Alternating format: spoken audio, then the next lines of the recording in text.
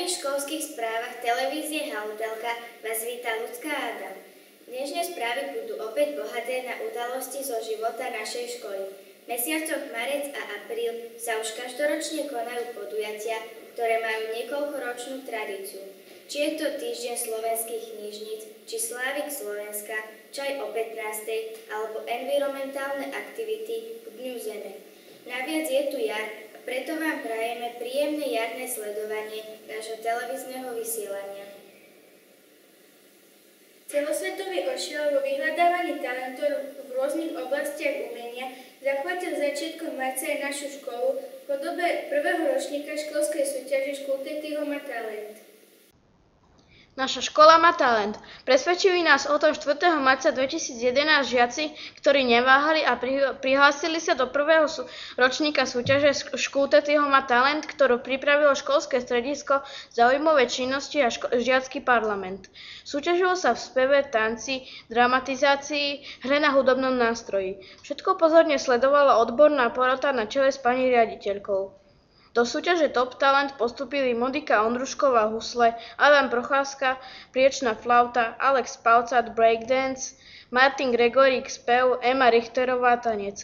Cenu pani riaditeľky získala Natália Cabajová a vtipnú cenu Lukáš Budiš. Pre Halotelku Erik.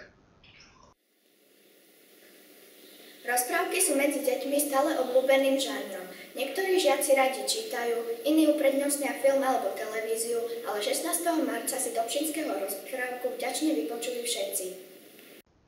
Školská knižnica spolu so žiakmi pripravila 16. marca 2011 stretnutie s rozprávkami, pretože tento deň je vyhlásený za deň ľudovej rozprávky na počesť zberateľa slovenských ľudových rozprávok Pavla Dobšinského. Do tried na prvom stupni zavítal spisovateľ spolu s deťmi a z truhlice vyberal pre deti rozprávky. Deti sa aktívne zapájali do čítania, odpovedali na otázky a diskutovali o knihách a čítaní. Žiaci okrem truhlice nosili so sebou aj knihy zviazané remeňmi tak, ako ich v dobe Dobšinského nosili žiaci do školy. Pre Halotelku David. V marci je ešte jeden významný sviatok súvisiaci so školou a našimi učiteľmi. 28. marec je dňom učiteľov. Heavy Club Kvapky ho oslávil s bývalými pani učiteľkami pri šálke čaju. Marcový čaj o 15. pripravili členovia Heavy Klubu Kvapky 23. marca 2011, teda tradične v stredu. Žiaci zo školského klubu detí pre vzácnych hostí pripravili kultúrny program a malé darčeky ako poďakovanie za ich dlhoročnú pedagogickú činnosť. Súčasťou stretnutia bola aj prezentácia a ochutnávka zdravých produktov z liečivej huby rejši, informácie o dianí v škole a o pripravovaných podujatiach. Pre Halotelku Boris. 28. marca si učitelia a ich žiaci tradične pripomínajú Deň učiteľov na počesť Jana Amusa Komenského, učiteľa národov. Žiacky parlament potešil všetkých našich pedagogických pracovníkov žltým narcisom a malým darčekom. Takto symbolicky vyjadril v mene všetkých žiakov vďaku za ich výchovnú a vzdelávaciu prácu. Počas roka pripravuje školská knižnica pre svojich čitateľov veľa zaujímavých aktivít. Či už sú to súťaže, besedy alebo zaujímavé interaktívne hry s knihami a informáciami získanými z kníh. Od 28. marca do 1. apríla 2011 sa mohli žiaci našej školy zapojiť do rozmanitých podujatí organizovaných školskou knižnicou v rámci Týždňa slovenských knižníc. Každý deň bol orientovaný na prácu s knihou a s informáciami, ktoré v knihe nachádzame. V pondelok si žiaci zahrali literárne kvarteto a literárne hry. V utorok sa čítárňou niesli rozprávky Hansa Christiana Andersena. V stredu sa žiaci premenili na televíznych moderátorov a súťažili v moderovaní programov. V štvrtok sa niesol v znamení srdečných prianí našej škole, ktoré deti písali na lístky a ozdobili nimi strom rozprávkovník a v piatok bolo vyhodnotenie súťaže o knihách. Pre Halotelku Tida. Ani v mesiaci marec nechybali v našej škole športové aktivity. Školské stredisko záujmovej činnosti opäť pripravilo turnaj v telocvični školy. Školské stredisko záujmovej činnosti v spolupráci s pánom učiteľom Mikušom zorganizovalo 30. marca 2011 školský turnaj dievčat 5. ročníka vo Vybíjanej. Hralo sa systémom prvý s druhým, druhý s tretím, tretí s prvým. Na prvom mieste sa umiestnili dievčatá z 5. B, na druhom mieste dievčatá z 5. A a tretie boli dievčatá z 5. C. Pre halotelku Andrej. Od 2. do 8. apríla 2011 sa žiaci našej školy zapojili do týždňa hlasného čítania, ktorý každoročne vyhlasuje Združenie Orava pre demokraciu vo vzdelávaní pri príležitosti narodenia Hansa Christiana Andersena. Týždeň hlasného čítania sa začal v našej škole besedou so spisovateľkou Zdenkou Lacikovou. 4. apríla sa s ňou stretli v školskej čitárni žiaci 6. ročníka. Pani spisovateľka je rodačka z nášho regiónu, pochádza z Pražíc. Vo svojej tvorbe sa venuje poézii. Je autorkou veršovaných povestí z okolia Topolčan. Žiaci sa na besede dozvedeli veľa nových informácií o práci spisovateľa a vypočuli si povesti v podaní autorky. Nechýbalo rozdávanie autogramov a spoločné fotografovanie. Pre halohotelku Matej. Aj žiaci v školskom klube veľa čítajú a zaujímajú sa o knihy a literatúru. V popoludnejších hodinách im pani vychovávateľky pripravili veľa zaujímavých akcií. V rámci týždňa hlasného čítania sa deti zo školského klubu stretli so spisovateľkou doktorkou Ruženou Smatanovou. Dozvedeli sa, že pani spisovateľka je vlastne tiež učiteľkou. Po niekoľkoročnej pedagogickej praxi začala pracovať ako riadiaca pracovníčka Nitrianskeho samosprávneho kraja. Písanie ju vždy lákalo, rada vymýšľala príbehy aj pre svojich žiakov.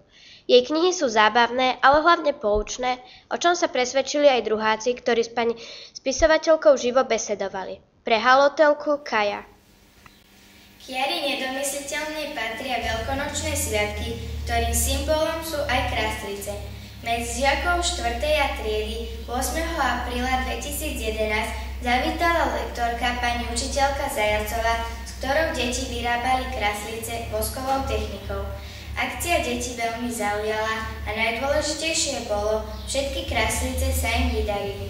Akcia pripravená Topolčianskym osvetovým strediskom deťom pripomenula tradičné veľkonočné zvyky. Samostatnou akciou v rámci týždňa slovenských knižníc bola aj školská súťaž v speve slovenských ľudových piesní Slávik Slovenska. Súťažilo sa v 3 kategóriách. Porota mala ťažkú prácu vybrať tých najlepších. Hodnotila hlavne výber piesne, intonáciu, rytmus i celkový prejav. Víťazi postupujú do obvodného kola.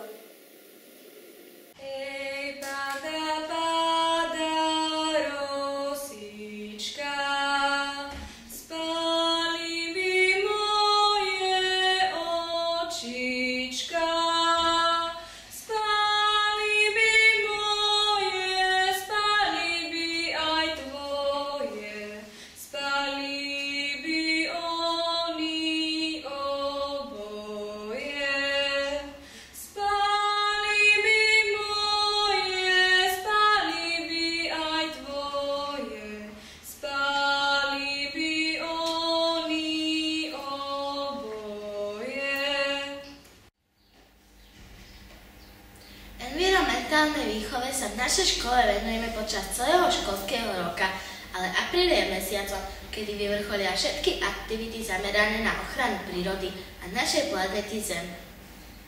Od 13. apríla 2011 prebiehali v našej škole rozmanité environmentálne akcie ku Dňu Zeme, zamerané na ochranu prírody, využívanie odpadových materiálov a šetrenie energiami. V školskom klube detí sa podujatia realizovali pod názvom Týždeň s Ermírkom. Deti kreslili na výkresy i na dlažbu, tvorili, cvičili pre zdravie, besedovali i súťažili. Akciou Vyčistíme Slovensko sa zapojili do výzvy Ministerstva životného prostredia a skrašlili okolie našej školy. Na 2. stupni sa žiaci tiež zapojili do skrašľovania tried a okolia školy. Počas filmového dňa sledovali envirofilmy, prezentovali svoje ekoprojekty na žiackej vedeckej konferencii, hrali recyklohry, besedovali, prezerali si výstavu exotických zvierat a hlavne sa zdravo stravovali. Pre halotelku David. 15. apríl 2011 bol venovaný Dňu narcisov. Tento žltý kvietok nie je len symbolom jary a a prebudzajúce sa prírody, ale aj symbolom nádeje v boji proti rakovine. Do tejto aktivity sa zapojili žiaci školského parlamentu, ktorí s košíkom narcisov navštevovali jednotlivé triedy. Pedagógovia aj žiaci prispeli finančnou čiastkou na deň narcisov. 5. školské správy v našej televízii Halotelka sa končia. Veríme, že sme vám priniesli dostatok správ a informácií, ktoré boli zaujímavé. Tešíme sa na stretnutie pri ďalších školských správach. Z moderátorského kresla sa s vami lúčia Ľudská a Adam. Dovidenia.